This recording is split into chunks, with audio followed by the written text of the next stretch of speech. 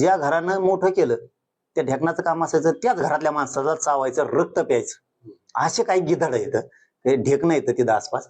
त्यांच्यावर मात्र लक्ष ठेवलं पाहिजे. त्यांची बोलण्याची पद्धत वेगळी असती.